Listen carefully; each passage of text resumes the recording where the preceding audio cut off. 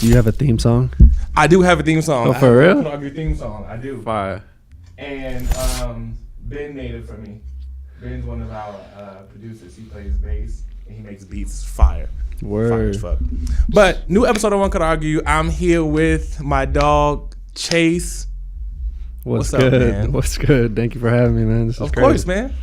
So we've had hella conversations. We could have recorded this podcast about 4 times. For real. Since we started talking, since we met here. Yeah. It's the Dreamville camp going on here at Tree Ridges, of course, where my office is. Mm-hmm. But me and Chase linked up. We was just talking about video shit, just talking about, what he does and stuff like that. And ever since then, we've just been back and forth. I just ran into you in the halls, both of you guys. It's randomly. We were at Roop's office and sitting down. I think we was watching like Dark Knight. Yeah. And he came. He was like, "Yo, what y'all on?" I was like, "Yo, shit, watching Dark Knight," and went to a whole one of my tangent. favorites too. So I was like, "Yo, I already like these guys." Yeah, facts. For real.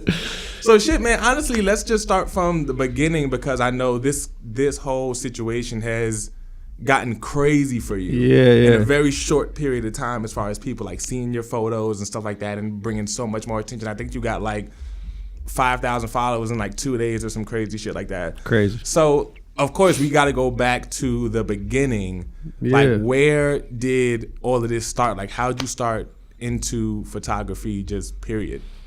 Well, when I was 17, like I graduated high school, I wanted to like get into videos, photos. So I got a camera. I got a T3i, just like real basic Light starter work. camera. Yeah. So I was working for my dad. Like I was just chilling like summer break between like high school and college. I didn't have a plan though. I didn't know what I was gonna do. So I was just like sitting there. My dad busts in the room. He's like, "You're working for me." He was a janitor, but then he worked his way up to like management. So he's like, "I got a job at a building downtown. Like, come through and start working." It was like part time. So I was like, "All right, every boy's dream to be a janitor, right? Like, Right. Let's do this." Oh my gosh. So I started doing that, and then I was messing around with photography, and I wanted to do music videos. But I hit up like a local rapper, and he wasn't hitting me back. I was like, "Yo, I'll do your video for free. Like, let's just work." No response. So I was like, "Man, I'm just gonna make my own music. Like, I don't need this guy. I'm good." So I started making my own thing, and I really got like wrapped into making music. So like, shit. From there, I just got hooked, and I just did like a deep dive into music. And for 3 or 4 years, I was just rapping. It was like, I'm gonna make it. Like I quit my job. I remember I was working security, and I was doing janitorial like at the same time. I worked for Microsoft. Like I was patrolling on the vehicles. Oh and shit. damn. Yeah, like it was terrible, but like I started there. It was terrible. Yeah, so I worked there for like a month, and then I quit that. I was still doing like janitor work on the side, but like I quit that because I was like, "Yo, I'm about to be on. I'm gonna put out my first song and I'm gonna be popping." It was terrible. It was so trash. God. I had to go back and get that job because I quit way too fast. Did your dad know you was trying to rap? Yeah, I remember he came in the room and he was playing like one of my first songs, and he was like, "Okay." He's like, "You trying to be a rapper?" Yeah, like from where I'm from Snohomish, Washington. It's like just north of Seattle, like 20 minutes. And there's like no hip hop there. It's like it's like a country, like way out there, cows, farms, what you name it. Like it's a small town. But yeah, so there wasn't a big hip hop scene around there. But yeah, so dove into that music shit for like 3-4 years. Started making beats because I couldn't afford my own beats. So I was like, I'm gonna just get into that and start making all the music.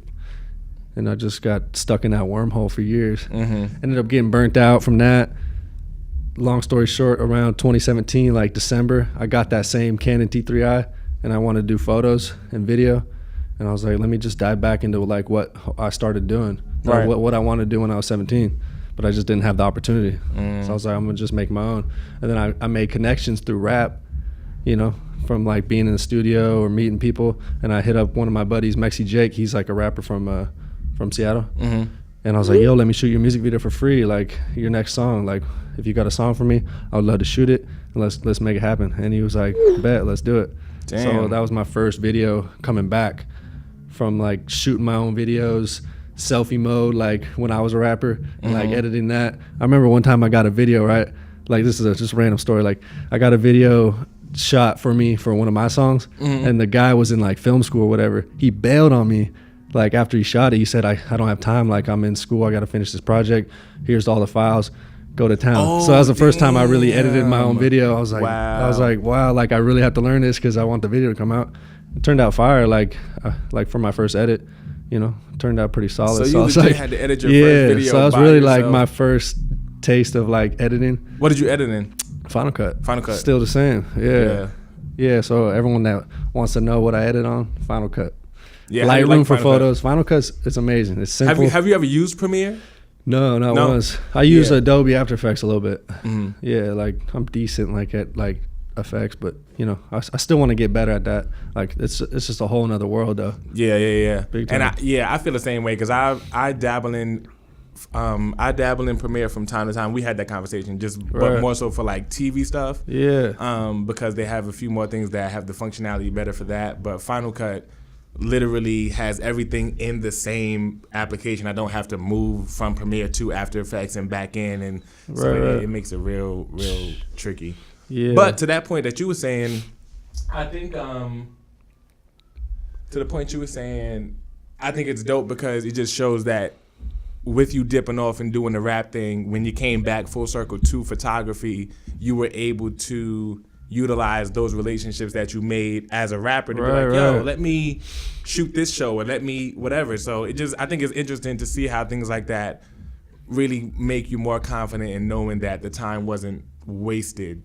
Because it can be like, yo, I've been rapping this long, nothing came of it. It's like, nah, like acknowledge the fact of all these relationships came from you. Nothing was a waste. Like everything's under that same umbrella like, of just rap. So like, everything transferred over. Like when I was making beats, I could do the sound design for the videos. Like that's a crucial part of videos. Right. A lot of people don't know that. Like sound design is half the battle. The visuals 100%. Can be fire, but if the sound design's not on point, it's game over. Yeah, it's that small 20% that makes it takes it to the next level. If you watch like my recaps, all the transitions have like crazy whoosh sounds and whatever. Just found those on YouTube, by the way. Like you don't have to pay for this shit. Everything's free. I'm like, I got like a master's in YouTube. Like, like that's just like where you go to learn. Like if you want to do this. Yeah, I literally all the time just be like swoosh SFX or filmed SFX, and it'll be and they even have sites where people just upload them for like free use, right? Like keys and jingling and all kind of shit. Right, exactly. But that's dope. But to that point, how was it once you started getting into photography again? Because you are Boz's tour photographer. I am, yeah. How did that whole thing come into the picture? Well, after I did that first music video, like I was nervous as hell, but like I did a great job. They loved it. Just kept doing music videos, recaps, everything. I did weddings, documentaries, just trying to get better. So like I built that up, got my skills better, got like my turnaround time way faster. Like my process was down, and I just kept building.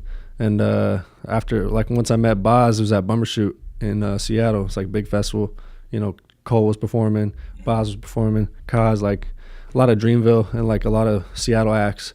So like by that time, that was like September, I already built up like a network of Seattle rappers that like know my shit. Like I was just known for the guy that does recaps. Right. And like, I did photos too. Like people like the photos, but like the recap videos were like just growing. It's like everyone knew me as like the recap god or whatever. They're like, yo, that's the guy you need. Like call him if you need that shit. And I was like, that was crazy. So like by the time Boz was coming, I already had connections with people that were performing at Bumbershoot.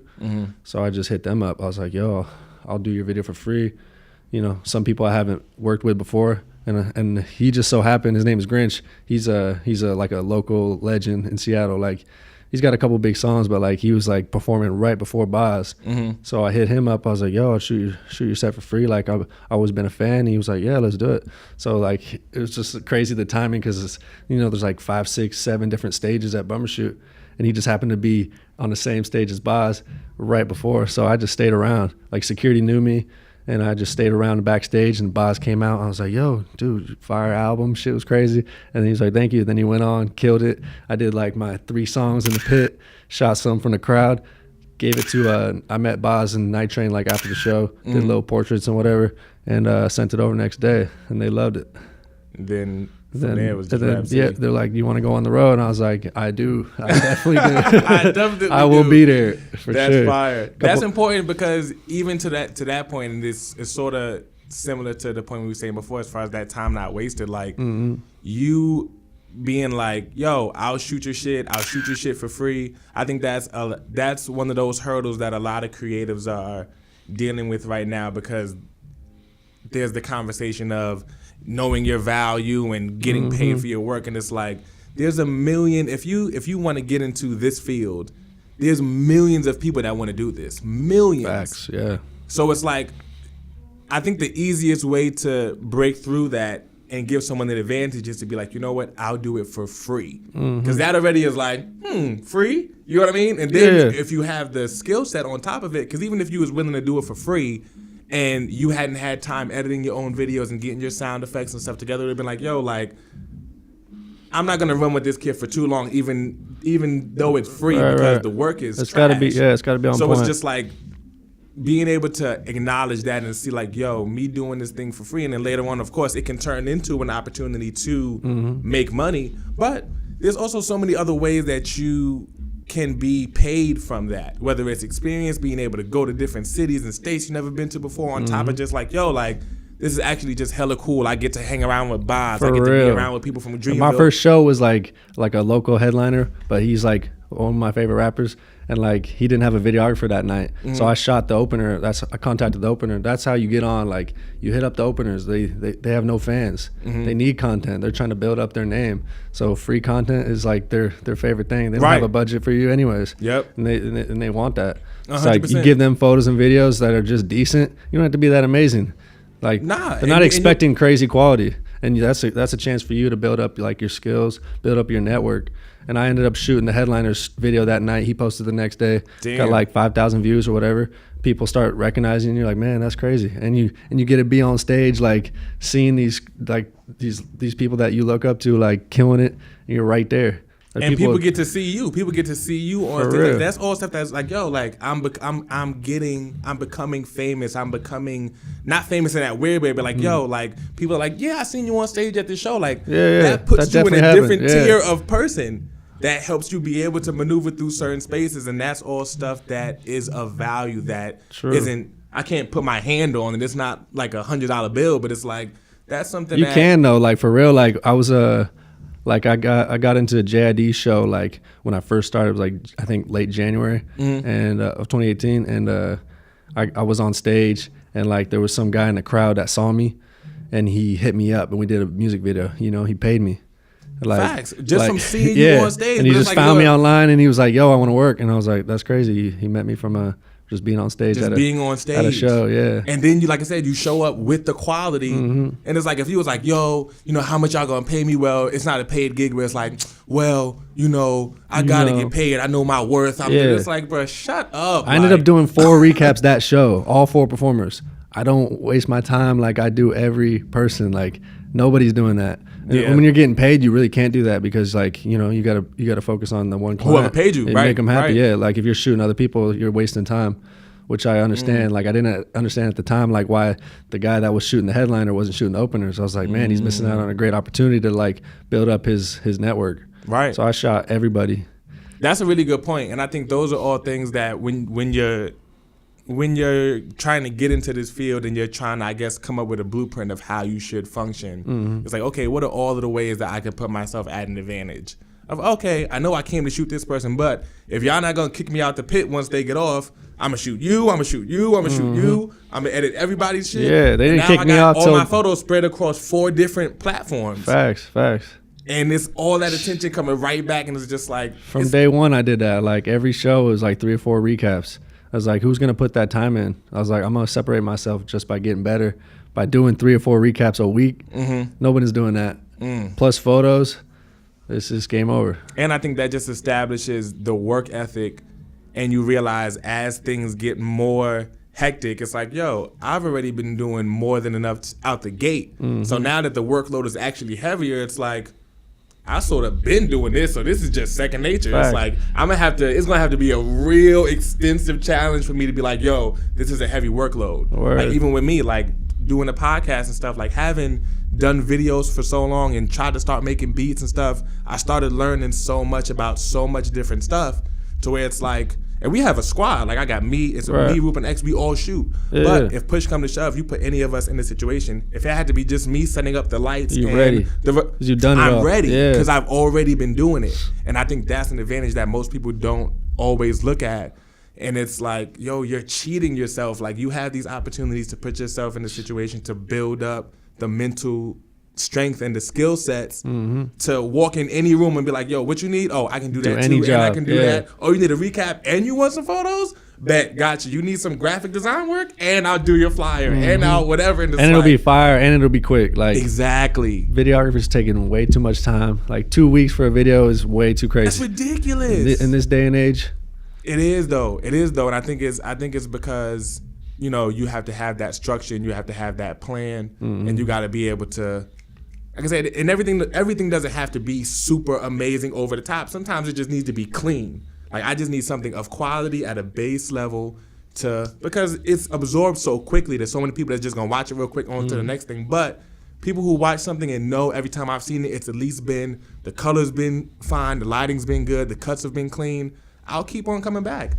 And it separates you from so many other people. Yeah. Because so many other people, their stuff is just like, oh, this is cool. Yeah, from the first show I did, like, I always try to get it back the next day. Like, I would edit that night. Right. I would go home because I'd be so hyped. Like, man, I just shot like one of my favorite rappers. Like, yo, I'm gonna get home and get this to him tomorrow. Like, even if he doesn't post it, like just imagine having, as a client, like, getting the video back the next day and it's fire.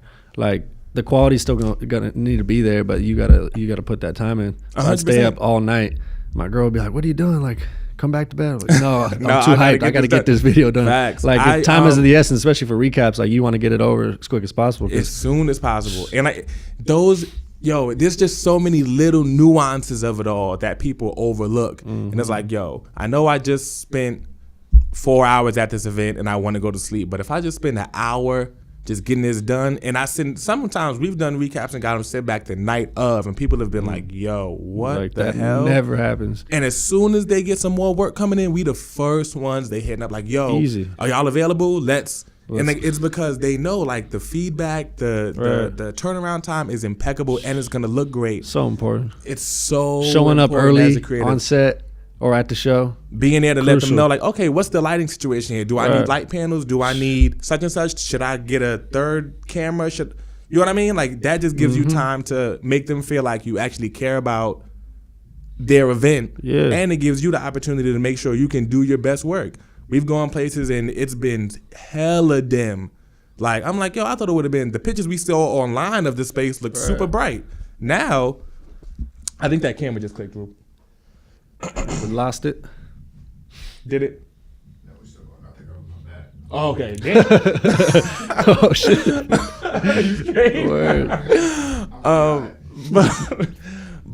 Yeah, like I said, those are those little things that people overlook that will have people always think of you first when it comes to opportunities to make some more money. Yeah. And get your foot in the door. Yeah. And there'll be people who may sometimes even be better than you. Like, their work may technically be better, but the feeling, the relationship of care will make somebody be like, you know what, I don't even care. I'll just run with, this is my guy. I've been running with him for the last 6 months. We're just gonna keep rocking with them. Yeah, like, don't be a weirdo too. Like, when you're backstage or whatever, don't be like Snapchatting all this crazy shit and like trying to be that guy. Like, yo, I'm backstage. Like, that's whack. That's not what you're never here gonna for. work. Like, think about, like, if you were in that position, you wouldn't want to be like bothered and shit. So yeah, it's the same shit. Yeah, 100%. And you got the person who booked you looking at you like, yo, like, this ain't what you here for. And I think that, to your very same point, it's like, those are the small nuanced things that make someone be like, yo, I don't have to worry about leaving him in a room with the artist who's a A-lister and them trying to spark up a conversation, or being the one who got the camera like this. And it's just like, I don't got to worry about that. So even if your camera skills are a tad bit subpar, I'd so much rather be able to not worry about that than big time. You know what I mean? Than the opposite. Yeah. So I think those are all of the little things. There's just so many of them, but that was a really good one. Gotta be just professional. being able to. For sure. 100%. Yeah, like, I still rap, like, on occasion, right? So like when Boz's manager D saw that, like, he hit me up and was like, just make sure, like, you know, you're gonna meet a lot of people on the road. Like, make sure you're not, like, you're just being professional. Just know, don't be that guy. I'm like, Boz's photographer. That's all. You know what I mean? Like, we're not talking about nothing else. I don't want no one to get an inkling of feeling like I was trying to. And it's just like, and that's the thing. I feel like a lot of times people have that mindset of, yo, well, you know, I should be able to at least do this because, and it's like, then go do something else. You know what I mean? Because if we all was able to do what we should be able to do, the world would be a whole different place. Like, if this is what you're here for, be here for this. And that makes them feel like, yo, he values my time. He values my money. Yeah. He values if I bring him around someone big time, it's like I'm not gonna like no. I'm gonna know he's not gonna do some weird shit that's gonna like make us all look bad. Right. So it's 100%. 100%. Yeah, that's a really good point. I had something else to say on the back of that. I got something to say like on that same topic. Like I heard of like videographers and photographers that made it on tour, and they get cut off just because like they don't have good hygiene. They're just weird to be around. Like you got to hang around these people for months. Like you're gonna be on a bus or on a Sprinter van with like 12 dudes sometimes. Like you got to be like a normal guy. Like if you start pushing the shit, like you're, like what we don't want to hang around someone that's just like weird. Like it's not the move. Yeah, it's too much time with like a group of guys. You don't want to just be the one guy that's like pushing shit, Yeah, 100%. Keep you some extra washcloths in your bag. You got to hit. I literally heard of some guy getting cut because he was too smelly. Like, and they tried to warn him, and then he just didn't want to change. So like he's, out of a job or whatever, and he's not working. Over not washing your armpits. It's simple, man. Like, bro, it takes two. Just go in the bathroom, put some soap. Like, bro, just scrub it real quick. A couple seconds, you'll be straight. Like, for real. And that's the thing. I think to that point too, it's a lot of people who they miss their opportunity to even self-correct. Because it's like, yo, I'm on tours. A couple people have already hinted at me that I've been a little bit too friendly or I've been a little bit too smelly. Dial it back. Like, yo, they tripping. It's like, just take the criticism and fix it. It's quick. It's easy. Is it really worth you not being on tour right now?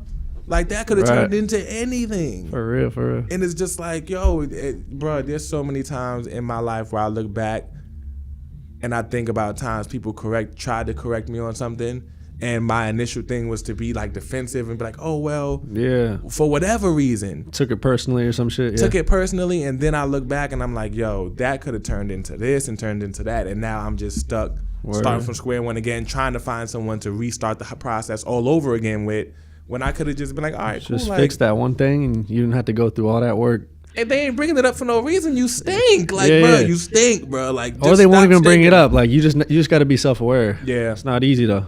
Nah, it's not, and it takes a lot of energy that people don't necessarily put into it, because I think right now, and I'm not sure if it's because the space to create is so open. Like, it's like anyone can jump into it at any point in time. It's like all of these guidelines are being bypassed.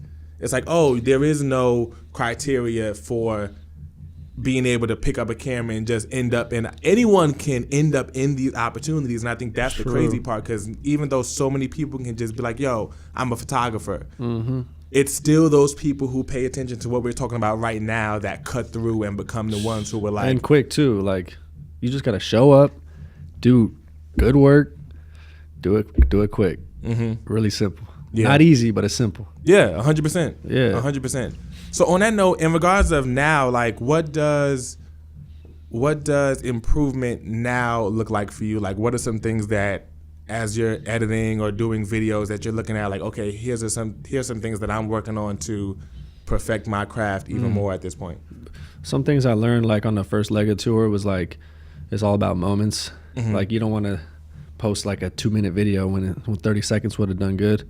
Like initially, like I would have posted the whole video, but like, Boz and D were like, yo, just focus on like this moment. Like, we don't want to give them everything. We could bring it up on a documentary or something later on, but like just focus on that one moment and just like build the hype off that. And that opened my eyes for sure. Like, turnaround time's always going to be, number one along with quality. Right. But like, just keep pumping out good work and you'll be all right. Yeah. I think that too for me, because I also, with me this year, I wanted to focus a lot more on, we had this conversation. We had so many conversations beforehand. Too many. But I think for me this year was really just getting a structure about what I'm doing, no matter what I'm doing. So even with the podcast, like last year, I was trying to dabble with video from time to time, even though I do video. And it came out horrible. And some people would look at it and be like, yo, this actually looks pretty good. But I'm like, I know me. Right. I know what I could do, and I know this ain't that. So and I'm not even about to allow you to. You gotta reach that bar you set for yourself. 100%. If you don't fuck with it, no one's gonna fuck with it. Right, for sure. And it's like, and you don't even really feel. I think in situations like that, I don't even really feel fulfilled with receiving a compliment on it. It's not that weird way of like, this whole thing is like, no, like I actually know this looks like dog shit compared to what I could have did if I actually wasn't fucking around and focused on doing it for real, not trying to half-ass it. You know what I mean? Yeah. So I think with this year, it was a matter of being like, let me set up some structure. Okay, when am I doing a podcast? I'm doing it every Wednesday. Bet. Right. What do I have to do to get it done? All right. If I'm doing it Wednesday, Thursday and Friday, I'm finding what I want to talk about. Saturday and Sunday, I'm creating the episode. Monday, Tuesday, I'm editing and creating my graphics. Wednesday, drop. And I was like, okay, now every day I know what you gotta do. A guideline. And if you don't do it, you're not gonna get it on time. Before I was just trying to wing it every time. I was just like, I'm just gonna come up with something, and it always wind up being the night before I'm pushing out a podcast. Procrastinating, like grinding. For sure. And then it's the just next like, day and you'll feel like you're putting in work. Yeah, it's like, oh man, I was just like, bro, like you're working the dumbest way you possibly could. Like this is not efficient at all. Word. And I think now, even just through the past couple of weeks and doing it, I've just been like, this has worked out great. I've been doing my lighting setup before, and okay, how do I want everyone to sit? How do I want? You see, even before we got this, we were still just tweaking. Like, okay, do we need to change this mic? Should I move this guitar? And it just trains your mind to focus on so many more things and details. So when it comes to the conversation about improvement, it's like it's a bunch of, at this point, it's not even big changes we have to make anymore. Yeah, it's just those small little tweaks in every bit of the process that makes our shit just be like, oh, Chase's shit is just always clean. Like, I don't even understand. Like, it's just dope. You know what I mean? And I think that part of it is what's always, there's always something to focus on. There's always something you can improve on a tad bit that makes your shit that much more better. That's what's so crazy about life. Like, I remember reading an interview about Denzel Washington, and he was like, I still go to acting classes. And I'm like, what? Like, who's going to teach that guy? Who's going to teach you? But if he just learns one little thing that, like, takes it up another notch, it's worth it. It's out of here, and it continues to cement you as the greatest. Right. And there's no way around it. That shit is actually nuts. Yeah. Crazy. Let's see, what else? I think we could maybe do some questions. Hell yeah. Do some questions? Let's do it. I feel like we talked about so many things like off camera. We really did though. That we really don't want to like go through it again. But it's that's like, what it is, yo. We kind of need to like 3 days ago. We should have done like a whole like set of podcasts. It would have been like 4 episodes in a row. Chop up the best moments. Yeah, it would have been 4 episodes in a row for like 4 weeks, for like real. an hour and a half a piece. For real. One thing I wanted to say was like, I bought this sweater at a J. Cole show like 3 or 4 years ago, and it's crazy to like wear it. Be wearing like, it working. as part it's like a uniform now. Like I got my own uniform. People think I got this shit from like Dreamville. Like no, I paid for the shit. My girl actually paid for it because I couldn't afford it like at the time. So it's like it's crazy to be like here right now. But shit, started making beats. Like went through my whole story, how I met Boz. We've been on tour. We're about to hop back on tour in like a week, doing the rest of the U.S. Where's the first date at? Vancouver, Canada. Vancouver. Heading down to Seattle. Well, of course, you've been to Canada before at this point. Yeah, I've been to Vancouver. What's your favorite place you've been to? Like on the road? Shit. I like Montreal. Where's that at? It's in Canada. It's in Canada? It's Quebec. Yeah, it's like it feels like Paris almost. Like it's like everyone's speaking French. Like really? You go to McDonald's like bonjour, and I'm like, oh shit, bro, I'm out so here. not cultured, bro. Like Roop probably knows all of this, but he's probably, I don't know, Roop's ashamed of me right now. He's like shaking his head. Roop probably knows all of that shit, but I'm like, what the hell? They speak French in Canada? That's nuts. Word. Yeah, no, it's just that city. I feel like Vancouver is like Seattle in a way. Like it's raining a lot. It's like only a couple hour drive.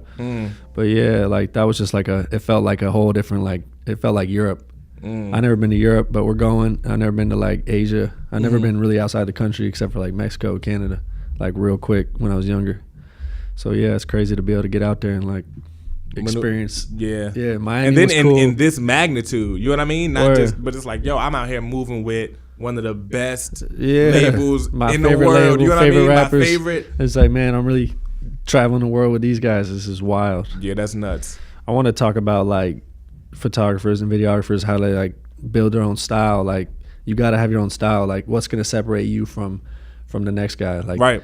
Like you got to have your own lane. You got to pick, you know, what you want to do. And it's like a lot of people have the same camera, same photos, like same lenses, same lights, everything. Like how are you going to stand out? So like I think like my way of standing out is with the editing and with like the turnaround time.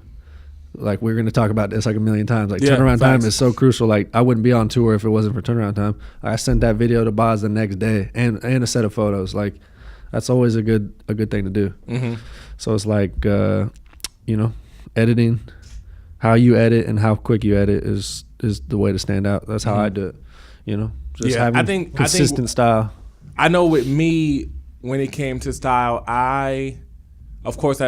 honestly, at first, I used to edit all my photos in Photoshop. I wasn't even fucking with Lightroom. Word. And then I went from Photoshop to my phone because that's when VSCO started blowing up crazy. So I would shoot photos on my DSLR. I had a transferred over. I had a 7D transferred to my phone, and then I would edit shit off my phone and then push it back into the computer. Yeah. And then when the VSCO desktop presets came out, I was going crazy on those. And then I found LUTs. Yeah. And then I started editing because LUTs was weird though, because I started with doing LUTs with the videos that we shoot, because you know we had digs and we were shooting videos with you know Cole, everybody, and I found out I can apply the LUT to a photo and not just a video, and it just gave all of them like a cinematic feel. And then from that point, I started looking around and realizing that everybody's using the same LUT packs. I'm like, yo. Yeah. This photo's through my eye, but like these teal blues and these more burgundy-ish reds and these oranges and all these different colors, it's like you have this, I have the same thing you have the same thing I have. So with me through Photoshop, I just really started, I think opacity really changed the game, because I would add different ones and I wouldn't just kinda go mix and 100%. Yeah. I'd be like, okay, let me pull the opacity on this one down to 20% and then add maybe like 4 or 5 of them and mix them, go into like my blending options and all of these different things. And I was amazed at how much it made those subtle changes that made my photo look better. But at the same time, it helped me learn my way around Photoshop. I've been talking so far away from this. No, now that I'm talking close to it, I can hear the difference. Shit. But it helped me learn Photoshop better. And it was just so many tools that you can use in there, from the brightness and the contrast to even the levels, like your curve adjustment layers and shit like that. Yeah. These are all things that when I look back and I was just using, when I was first using Photoshop and I was using just the same 3 or 4 tools, I'm like, this is a whole ass program and I'm just using 3 tools. Hey, but you got to master one at a time. You know? It's not going to come easy. Yeah. And I think about it, that's how it happened. It started with doing those 3 all the time. And then once I got That's a good topic to touch on, like, you know, just focusing on one thing. 100%. Like, that's so important. Like, pick a lane, man. Yeah. Stop doing everything. Yeah. And it's hard as like a creative to like, you know, just focus on one thing. Yeah. But like it's so important. Like you're not gonna be successful just doing decent at like 8 different things. Everyone wants to be a dancer, rapper, singer, producer, manager, A&R, you name it. Like everyone's doing everything at once. Just pick a lane, man. Like I just did recaps and music videos. That's it. Yeah. And now I'm here. Like I wouldn't be here talking to you if I didn't just focus. Nah, facts. Like, and when I was rapping, all I did was rap. I didn't like try to do everything else. And when I made beats, all I did was make beats. And now I'm just doing videos. Like, yo, just pick a lane, crush it, and then you can do that other shit later. Like, for fun. 100%. And you're gonna kill it. I think for some people, and it depends, because some people, you may be one of those people who you may have to learn more than one thing at a time, just because you're the only one with a camera. So all right, I have to learn photography and videography, but I think that makes it go back to the structure aspect. It's like, okay, if I have to learn more than one thing at a time, like my hand is forced, let me be like, okay, these first 3 hours of the day, I'm dedicating this to photography. These next 2 hours, I'm doing this. Or Monday is all photography. Tuesday is all whatever. And at least getting some structure. Because with, like I said, even with me, there's been times where I was like, oh, I literally be editing one photo in Photoshop, have a whole nother photo going in Lightroom, and be doing some shit in Final Cut. And like whenever Netflix breaks my attention, I would open up the other program and start working on that. And before I know it, I haven't got done none of them for real. Yeah. Or if they are done, they don't look how they would have looked if I focus in on one at a time. Mm-hmm. So I think if you are someone whose hand is forced to learn a few things at a time, get some structure. But true, to your I think point, those things still like they're still like under the same umbrella, right? It's not for sure. like you're because doing I think to your things. point, it's a matter of, like you said, people still, and I think to your point, I think that's a matter of people not having the patience to put the work in to build the craft. Mm-hmm. Because there's someone who may be a DJ and then they'll see photography blowing up and it's like, yo, this seems like as a whole photography is moving quicker. So fuck this DJ shit. I'm a photographer now. And it's like, yo, or you're gonna have to spend both. the same time becoming a good photographer. And you weren't even a great DJ, like, bruh. Exactly. And I think that's what it comes down to, the patience aspect. It's like, yo, you're going to have to spend time on it either way. Discipline. To get better and have the discipline. It's hella hard too. Like, I still suffer from it. I know you do. Like 100%. Still rapping, still like, having fun with that. But it's like, man, I got to stop spending money on that, stop spending time on that, and put that double down on photos, videos, just kill it.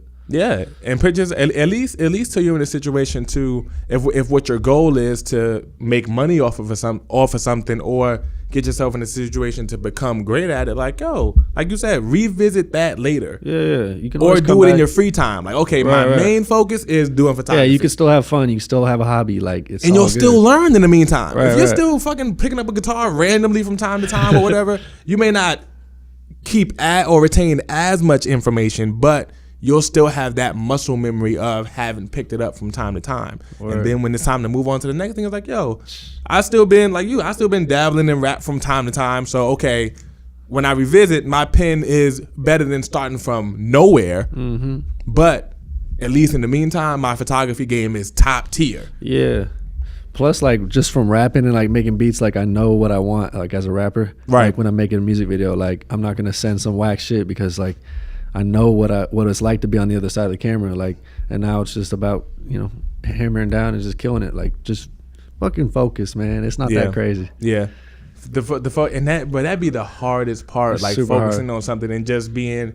Do you still deal with like fear at all? Because I know that for me was a super problem as far as like getting over the fact of just like wanting everything I did to be perfect. And when I say perfect for me wasn't like this weird perfect. It was like, I study shit that's on television. So like, I'd be like, okay, if I'm shooting a video of someone walking through the hallway, it better look like when the Joker walked out the bank at Dark Knight. Like, I need, you know what I mean? It's just bro, this hallway literally doesn't even have the setup to allow for that. You know what I mean? Right. So it was just like, but I was looking for everything to be that. And then through doing stuff and seeing how whenever I tried, it still came out to be quality, I was like, yo, I was literally just trying to make things look like shit that it shouldn't have looked like. And you like, spending all that time on like that, like 1%, that's not going to change anything. Exactly. No one's even going to notice, but you just stressing over it. And allowing it to keep me from doing anything. You got to ship that shit. Send it out. Like, let it be seen. Let it be heard. Let it be like interacted with.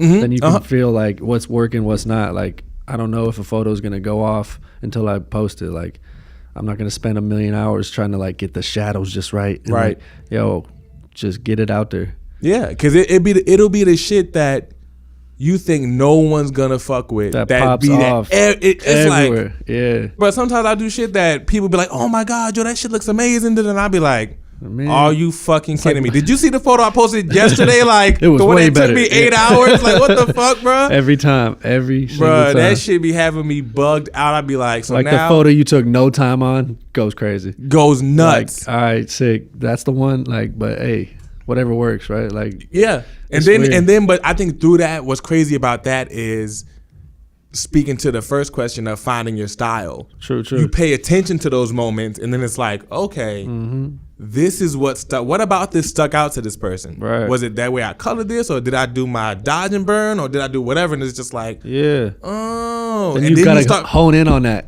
For sure. Keep it consistent. Like, that's the figure only out way. what you did. Yeah. And that's why I think that's why when I started fucking with Photoshop and we had this conversation as well. But I used to, when I was editing my photos, I would literally just always merge my layers. I would never keep everything separate. So if I had to go back and if I went too hard on clarity, or I don't even think it's called clarity in there, it might be, but if I went too hard on my clarity or my contrast or whatever, I would have to literally hit Control Z. Like I had to change my my undo clicks to like 500 because I would have to go back and my computer would be slowing down, and it was just like when I learned to make all my adjustments on different layers, it was like, oh, now I can just change this down a little bit, and then you just make, like I said, those small tweaks.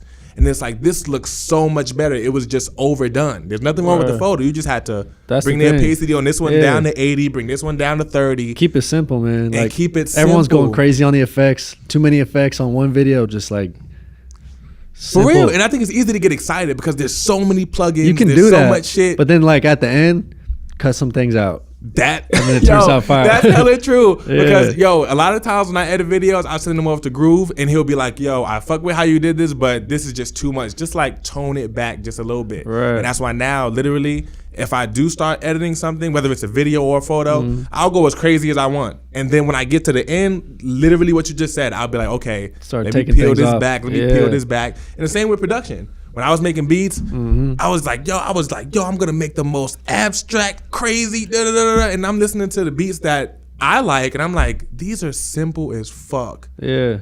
And then I'm like, I added way too much to this shit. I fucked it up. Like I fucked it up 5 sounds ago. Like I just got to strip all it's these been sounds done, away. and you were just stressing over that. Yeah. For real though. Like Illmind was here, and like he was saying, like he when he makes a beat, he'll like just do everything, overproduce it, and then once it's done, he'll start peeling back the layers, take those out, take out like the cymbal, take out like a bass sound that's just not needed. This is just clouding it up, and he overdid it. I've watched a lot of his his stuff on when he does the live cookups on like Instagram stories and shit, and I think even from what he says in regards of talking to producers, it's a lot of those just life points where of course he's talking to producers, but any field you're in, you can look at what he's saying. Yeah, there's a correlation. And be like, okay, these are things that help me produce better as a person who thinks. You know what I mean? Right. And just not overdoing it, like you said, just peeling back, because those are things that life and taste and wisdom give you, of making so many beats over and over and being told, oh, this one's trash too, this one's trash, the next 30 are gonna be trash, and it's like, all right. Yeah, it takes time to get that style too. Like you're not gonna get it from day one. You start finding what you like, and then you use that consistently. Like if you think of DJ Mustard, right? He popped off like crazy, right? It was the same beat for years. It was just like that same simple like pop beat with the snaps. Like you just and knew figuring it out was him. small slight ways to tweak it and make everyone fuck with it all over again. It's Every like time. That's the hardest part. Like that's not simple. It make everyone looks at shit and be like, oh, that's so simple, I can do that. And I think Chris Rock said it one time. He was like, what?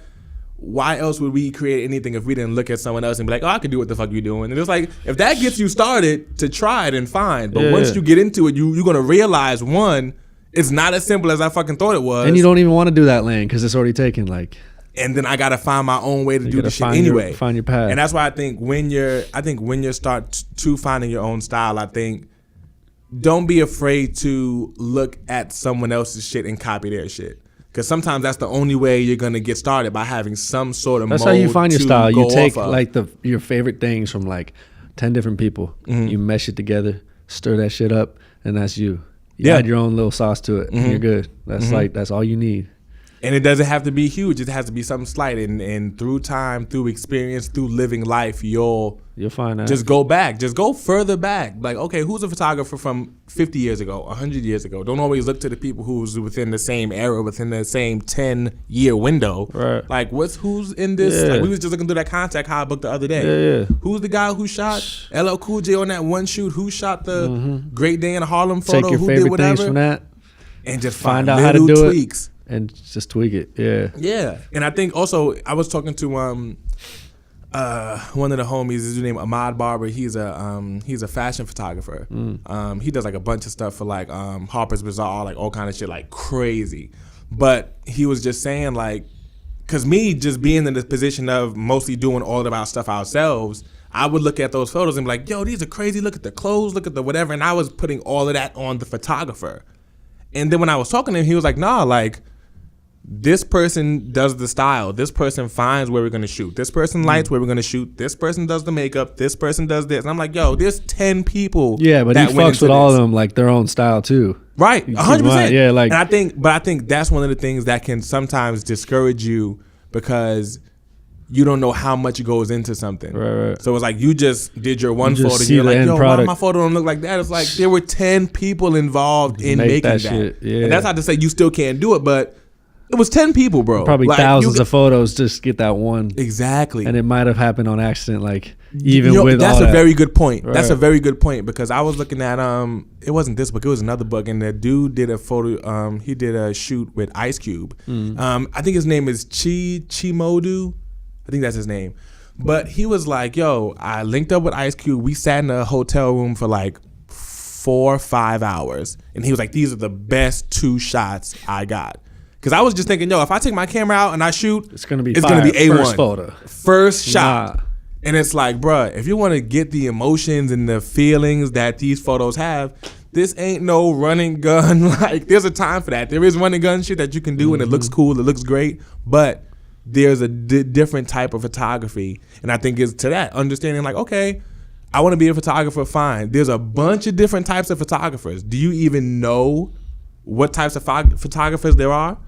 There's one who's just do portraits. There's one who do real estate. There's ones who do all kind of shit. Like, it all takes different skills, different styles. And if you don't know, you're gonna be trying in, not in vain because you'll still learn, but you won't be trying in the most efficient way possible to do what you're trying to do because you don't even understand. It's like we was talking about cameras the other day. Yeah. When I was like, somebody be like, yo, you know what? You know, I like the 70D, but I think I'm gonna get the GHX because this one doesn't do such and such. And it's like, yo, have you went through the settings on that camera? Like all those menus you just scroll through every day without clicking on none of them. You get the same result from that. The thing that you're saying that camera has, this one don't, this one actually has. You've just never clicked on the button. It's like, open the menu and learn about we just want to buy it and just be like, yo, be fire, like right away. Like out the gate. We're lazy. We don't want to like go through the settings. Like I'm terrible with that too. Like I don't know half the buttons on my shit, but like, whatever gets the job done, right? Like I went through that. I literally went through that with Final Cut, and Groove would Groove sent me he sent me and the guys this site, and he was like, yo, go to this site. It literally walks you through every major update they would put out for Final Cut. They walk you through like 10 how to do it. The whole thing. Like, here's the menu. Here's all of the settings in the menu. Here's what all of those go to. Here's what it changes. And he was like, yo, don't skip over nothing. Even if you think you know what it's about to say, just watch it anyway. And I was watching. I'll save you mad time. It saved me mad time. I learned more about my shortcuts, everything. I was like, yo. The hotkeys and doing auditions. Like, that's how you get that quick turnaround time right there. Exactly. Couple buttons. Exactly. Yeah. Spending that 10 hours, because I watched it for like a week straight, like all of them. It was like maybe like 10 hours in front of the computer, and it's so much time, yo. Like, I found out in Final Cut, it has auditions. So let's say you're shooting a video, and let's say for the first verse, you shoot the first verse in 3 different scenes. Now, usually what I would do is be like, okay, I would put the first scene into the body, and then I would just stack the other 3. Right. But with auditions, you can add all 3 scenes into one clip, and then once you hover over it, it'll show you these little thumbnails, and you can slide through the thumbnail to see whichever one you want to go in there. And I was like, this is crazy, because you already know if you're editing in the Final Cut, bruh, you can have 10 layers of footage on top of each other. Like, bruh, my timeline be going high as fuck because of my B-roll going over the clip, and then I'll have a 2-point-second adjustment just to do some BPM or just to do some shit like that. And before I know it, I'm literally having to scroll up my timeline to see everything in my feed or bring my clip sizes all the way down. So I was like, now I don't feel like I have a super busy workspace. I'm just seeing a few clips, and I can change through them in a way that makes it more convenient for me to see and understand. You don't have to show me that, man. I'm just showing you for your lead. Yeah. I was like, this is nuts, but it came from looking at that thing. And I was like, if I just swore I knew what I was doing because Because you've been me doing it the it, same me way, using these same ones all this time. It wasn't like I wasn't doing great work. Right. I was doing great work. People was fucking with it and everything. But like you said, when it comes to the turnaround time, when it comes to all of that other little shit, those little it's things like, change or making it again. easier for me. Like, okay, now if I have to change something, I don't have to undo, or I don't have to go digging through my footage and typing in names or looking up metadata or all this other type of shit. It's like I can just click it, find it, replace it, boom. My same color I just be schemes soaking already in game. I just sit here and listen, man. I ain't trying to like. It's crazy. I don't know shit. I've only been doing this like 1 year, bro. Man. Like, Have you really only been doing it for a year? Yeah. That's January crazy. 2018. It's January 2019 right now. That's crazy.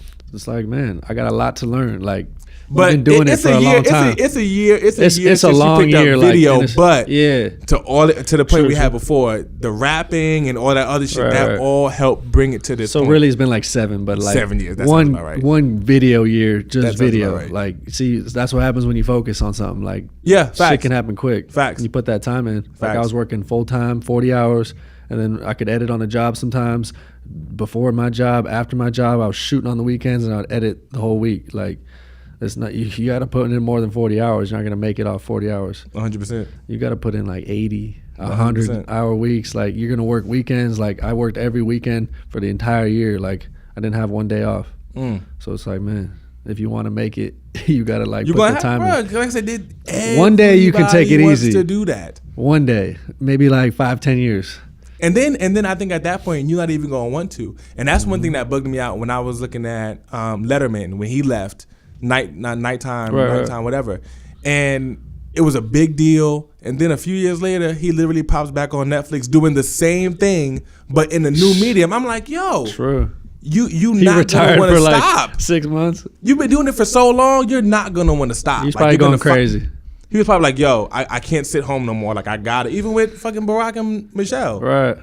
I used to want I'm to sure that retire. Like that was the goal. Yeah. Like a couple years ago, I was like, I just want to make enough to retire. Yeah. Not anymore. I'm like, shit. Retirement is like, it's like insanity. 100%. It's like you just want to work. You just want to do something. And that's when your body starts to wither away, and people deal with depression and shit. It's like, Right. you're not doing anything. Yeah. If you're not doing anything, your mind's literally gonna feel blank. Right. Like, that's not the purpose I think of the it. goal is to like financially be able to retire, but like you can still work and you can kind of pick and choose. And I think, you know what, that's a very good point, because I Right. think that's what people get it confused with. Like, they're like, yo, I want to be in the place of financial freedom, and that freedom they confuse with the freedom of not having to do anything. It's like, those are two different things. You can still go out and build houses just out of wanting to build houses, but so many people have grown up with the lack of financial freedom, so work is already or synonymous with hard labor and money. And it's like, it doesn't necessarily, unfortunately, that's how it is for a lot of people, but that's not what it has to be. And I think that's what makes people have a distaste for hard work sometimes, because it's just like, yo, like, what is this outside of me just living check to check, or outside of me just I read a book when I surviving. was like 17, 18 that like changed my like whole mindset on like financial shit. Like it's called The Millionaire Fast Lane by MJ DeMarco. Like, this dude built his company and sold it for like 10 million. It was like limos.com or something. Damn. And then he bought it back after they like went under. He bought it back for like 200,000, built it back up again, and sold that shit again for like another. You ever heard of that book? Bruh, it's so unknown, but it's no fluff in that shit. Changed my life. Damn. Like think about it. Like, all these books out there that are like written by financial gurus or whatever, they got rich from writing the books, selling the books. They got rich by telling you how to be rich. I don't want to hear that shit. I don't want to hear about like investing in stocks for 40 years and retiring at 60 or whatever. That's boring. I want a Lambo in 10 years. I want it when I'm 30. I don't want it when I'm 60. Yeah. Throw my wheelchair in the back of the Lambo. Like, Yeah, what the right, fuck right. am I gonna do with that shit? Like, I'd rather live fast and like and be young and have money, you know? So Yeah. that book teaches you how to do it. The dude retired at like 30, Damn. like 10, 20 million.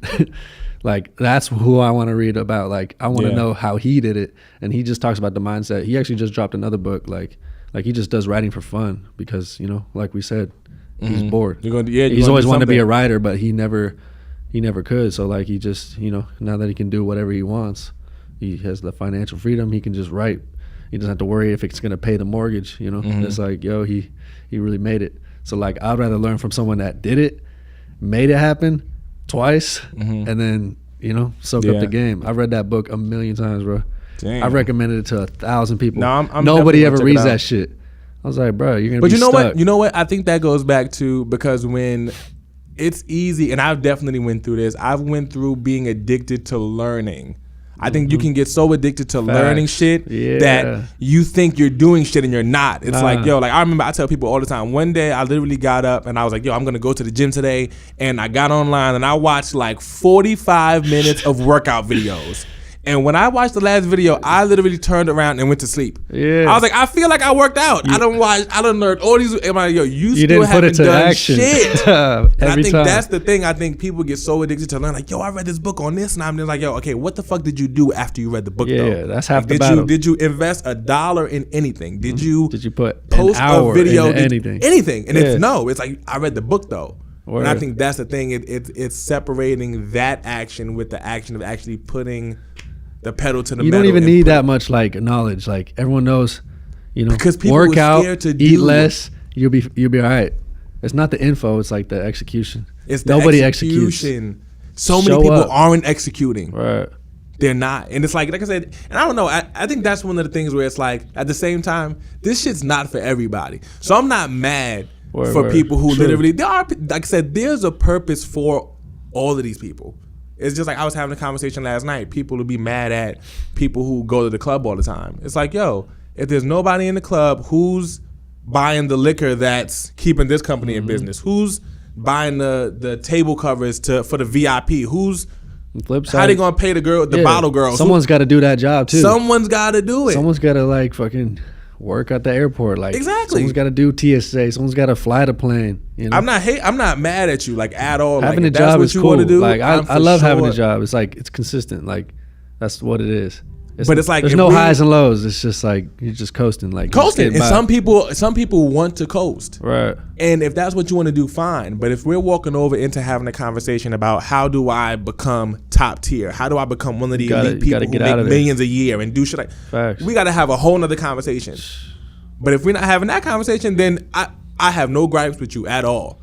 I have nothing to say about what you're doing. You Netflix and chill 24/7. Cool. Do you? If you're happy, Netflix needs people to watch this shit all day and talk about shit online and make shit go viral. That's your. We need people to watch our shit. Exactly. And like consume our shit. Big fucking exactly. Not everyone wants to produce. It's like it's like entering the Matrix. Like you can never look at videos the same because we're like looking at it like, yo, how'd they do this? And we're like, man, I want to make something icy like that. Like 100%. I can't watch a movie and it's rare, like unless it's really fucking good, like Dark Knight. Like I'll watch that and I won't think about like the lighting or whatever. Like I won't think about how the actor memorizes shit or whatever. Like you just start like looking at it from the other side. Like you don't consume the shit the same way once you flip over to the Dark Knight is so good, yo. That's one of the best, bro. We watch that shit literally every day for the past like 6 days. I feel like, and I think the other night we watched, was it Rises? Is that the one with Bane? I think it just got added to Netflix, right? So like everyone's I'm like, bro, like that shit is such a good series. Like I'm mad Christopher Nolan is not doing them anymore. Word. I sort of hope they don't do no more if he ain't doing it. I'm not sure. How long we've been going, man? I know he's tired. It's got to be like an hour. Oh, it's for sure. Well, not quite because this hasn't. It's almost an 19 hour. minutes left? We might need a part 2, my boy. We might need a part 2. We even got to the questions. Yeah. All right, cool. Let's do some questions. Let's do some questions. I think we talked about like everything, Yeah. Everything's out there. That was a pretty good first episode. I got like 80 questions. I just put it on Instagram. Let's see what we got. Got some good questions, I think. What is a great cheap camera for teens? I don't know why you got to say teens, but like a good starter camera. I started on the Panasonic G7. I started on the 7D. 5 or 600, 7D, or the T3i too. That was like 5 or 600. With a lens, you can get like a 1.8. Most cameras come with a kit lens at this point. The kit lenses are alright, but you got to get like a 1.8 if you want that like nice bokeh or whatever. Yeah, you don't want no 2.4 like. Well, get what you can get, but I would prefer a faster lens for, like you said, that lighting. All right, let's see what we got. Film or digital? I like digital, but I got a film camera. I just got the Nikisha N8000, the 3D shit. That's the gift. I got one of you. I'm gonna develop that shit. I want to see. It just takes mad long. Like, I don't know, but film is classic. I like I might get a Super 8 like video camera for. I think we have one of those. Oh yeah, those are fire. What do you want the most right now? I don't know. Like, I just want to keep working and like experience traveling and, you know, make things happen. Let me see some. Yeah, just scroll through. Chase, fuck going on. Ask away. Let's see. See if we got some fire. Wait, hold on. Any advice on first gigs at concerts? What types of lenses, what types of shots, etc.? Word. I try to get a lot of different angles. I try to go for, you know, stage shots of the crowd. Those are always cool because like if you don't get the crowd, it's like what's the point? You got to see the crowd. You got to get that energy. Like if I'm in the pit, I'll turn around, shoot people like reacting or singing the songs. Those are always cool moments. People getting hyped. You know, shooting the artist, of course, is important.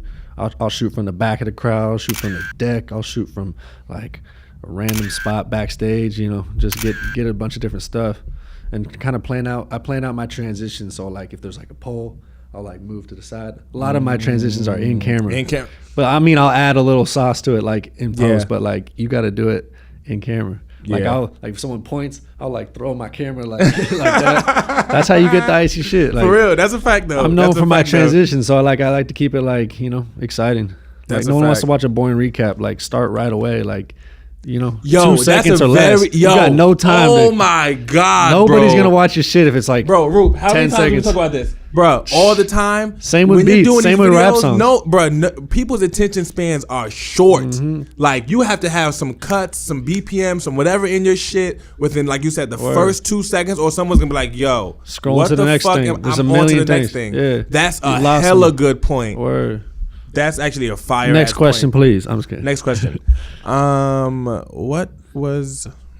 But for lenses on that, it's like 1.8, 1.4, whatever you need to like, you know, get that low light because there's not a lot of light on concerts unless it's like a daytime festival or something. Yeah, that's why those fast 70 to 200, fire. Like you can shoot from the crowd. It's like you're right there. So if you can't get like pit access or stage access, shoot from the crowd with a 70-200 and just move around. Maybe like get to the front of the crowd, get to the back, and just finesse it. I shot that 70-200 like 2.8 Sony for the Boz show.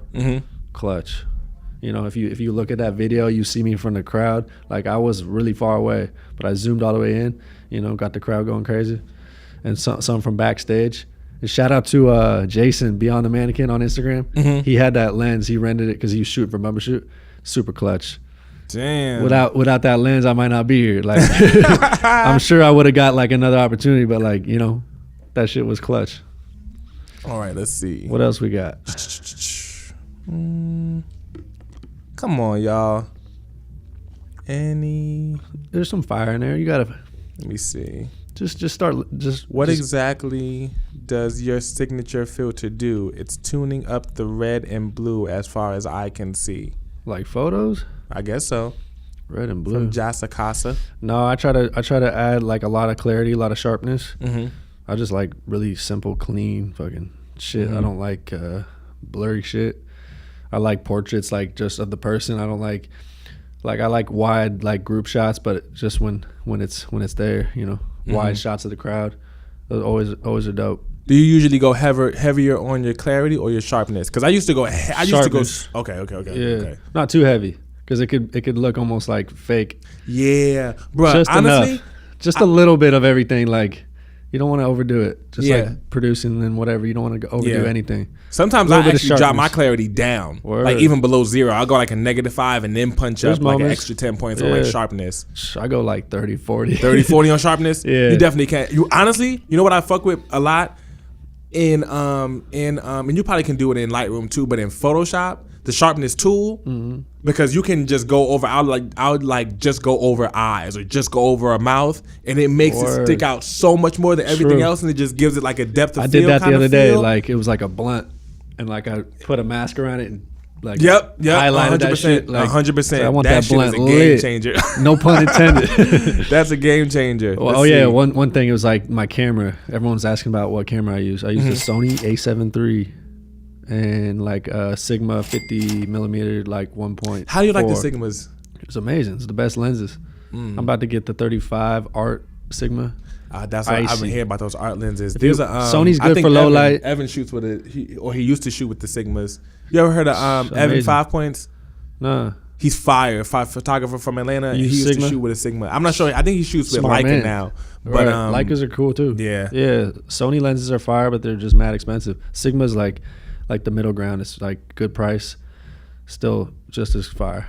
Yeah, I'm gonna have to check one of those out. I used the GH5 for a minute. Panasonic GH5 is fire for like videos. Low light's alright. Sony's like the king of low light. So if you want that, if you're shooting concerts, you're shooting like nighttime things. Sony. Sharp and low light.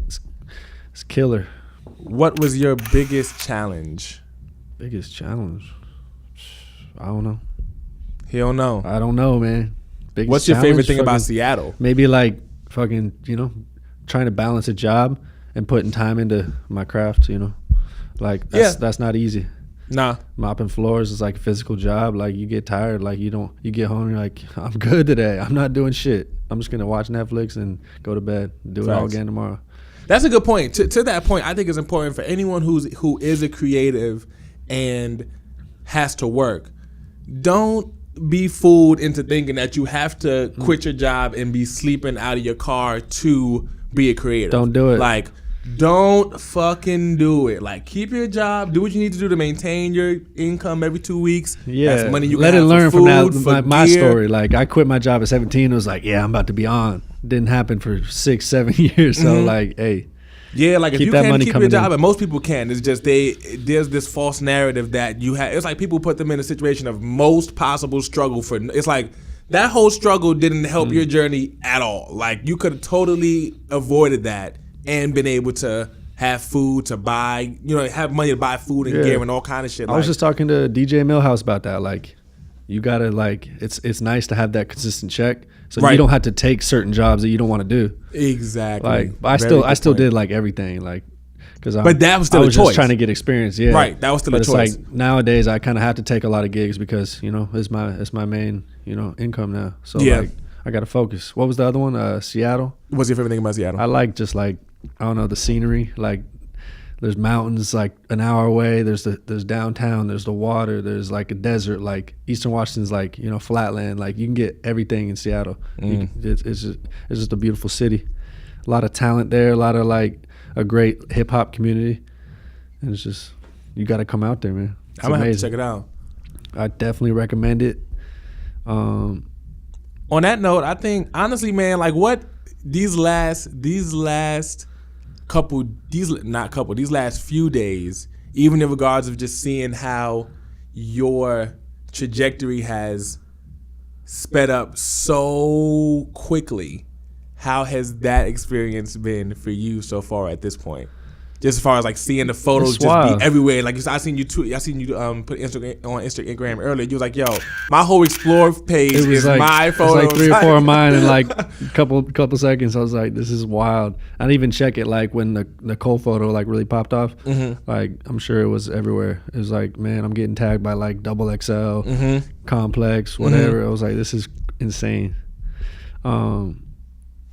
Another question, what camera? Already answered that.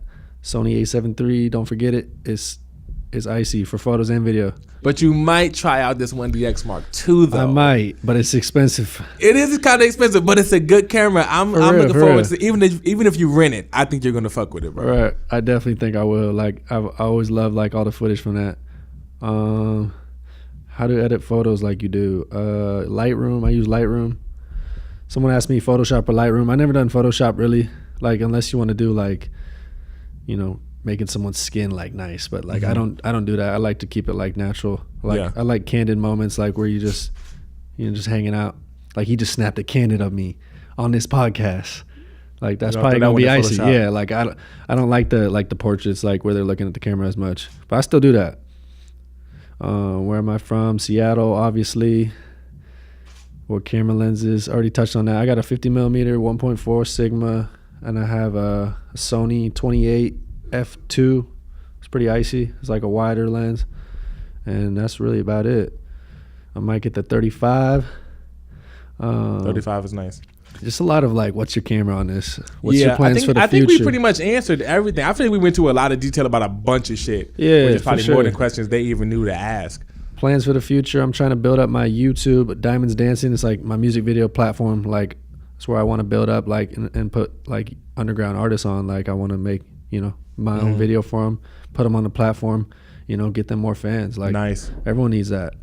That's like, I needed that when I was rapping. I didn't have like an outlet. Like, no one ever heard my shit. So I want to build that for rappers that were like me. Facts. There's a million of them. I think we Gucci. Who do you look up to as a filmmaker? I like Jacob Owens. He's a YouTuber. Like, he does music videos. He's fire. Is that the dude who be with Peter McKinnon? No. Okay, I don't. No, Peter McKinnon's fire too. Like, he's killing it. Like, I watch all his shit and learn from it.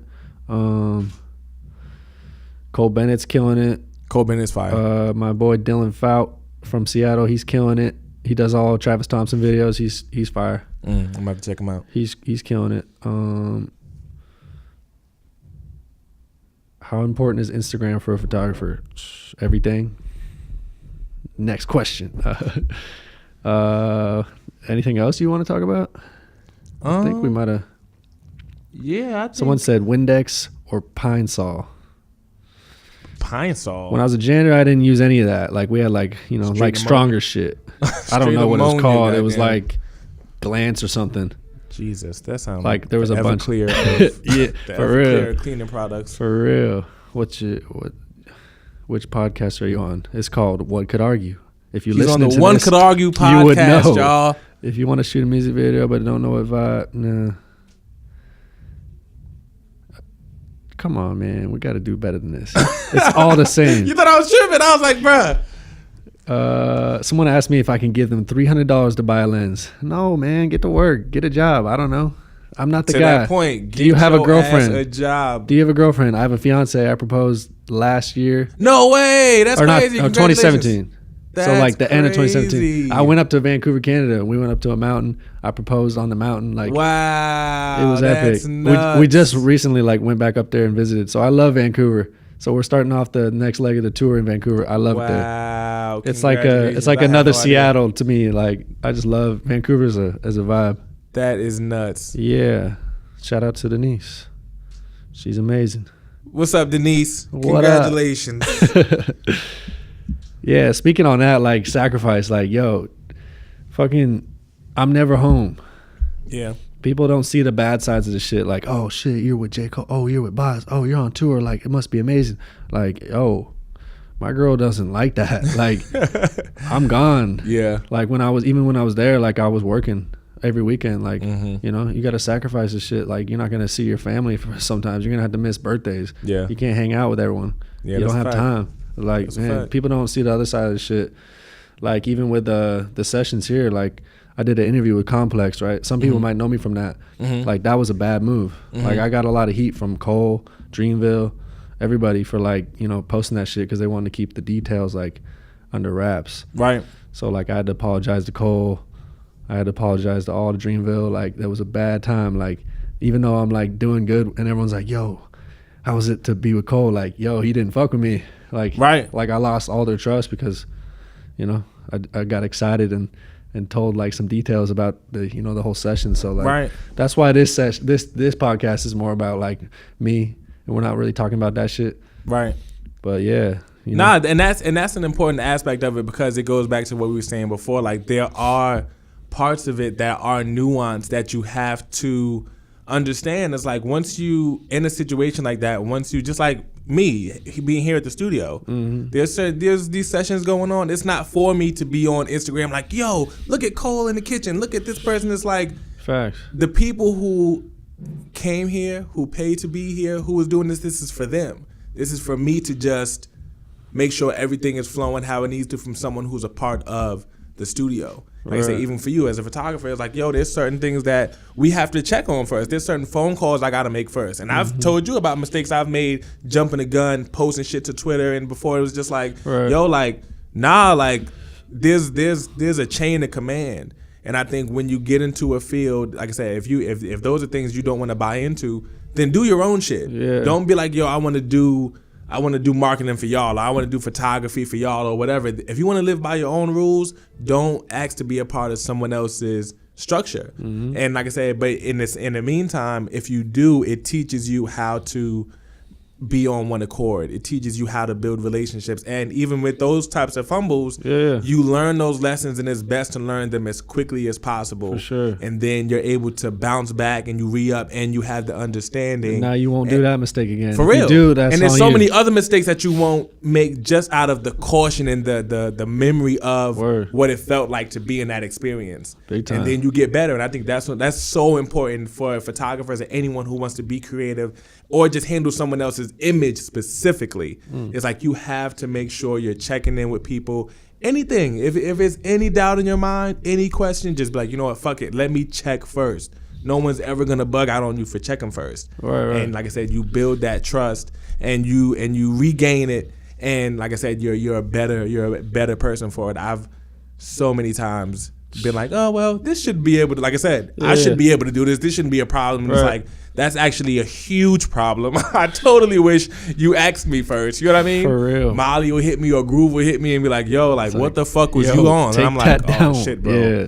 So for real. That's some real shit though. So like I said, if you're one of those people who know who you are and you're an asshole, or you just feel like you want to do what you want to do at any given moment, you're the perfect person to go out and start your own shit, and you can run it however you choose to. But in the event that you want to be a part of somebody else's shit, just put all that shit to the side and go on. But to that, in time, you'll realize you won't even be doing shit the same. This shit that you would have done, you're like, yo, I can't believe I would have done that before. Like that's not even. It speaks to the growth aspect, and it speaks to, like I said, the opportunity to do different things even later on as that shit is built. There's stuff I couldn't have done as just a new intern here, but now it's like, oh, through that trust, through that whatever, yeah, go ahead and do your thing.